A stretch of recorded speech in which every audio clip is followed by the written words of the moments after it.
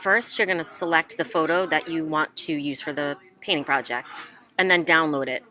Just hit that button right there and it will download. You'll see it indicated down here in the lower left-hand corner.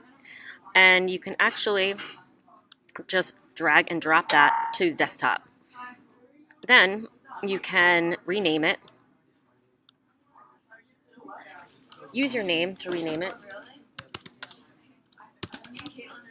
And then drag it into Photoshop. And you'll see the Photoshop icon, just a little PS.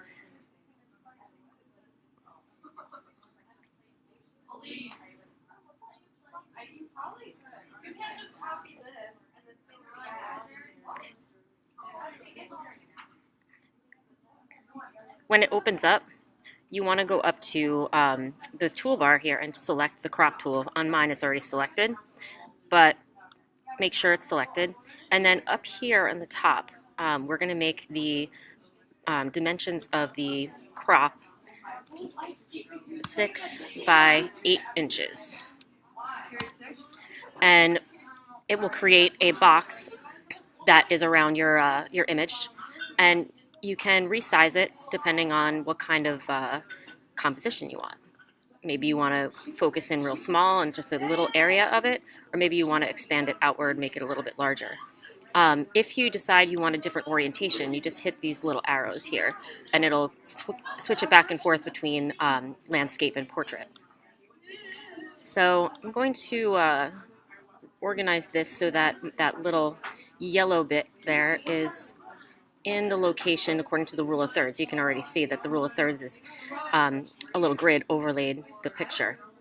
So once it's in that area, then I'm going to go over here and hit this little check mark, which will crop the photo. So now it's cropped. It looks a little small, but it actually will be 6 by 8 when it's printed. You can see that this one's a little pixelated, and it's just because it's sort of a small image. If you don't like that, you can select a different image and do the same thing, just crop it. Once you're done cropping, then you're going to save.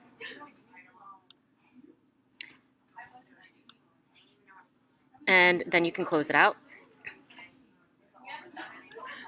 Then, excuse me, to print it, you can just click on it and open it up in preview, and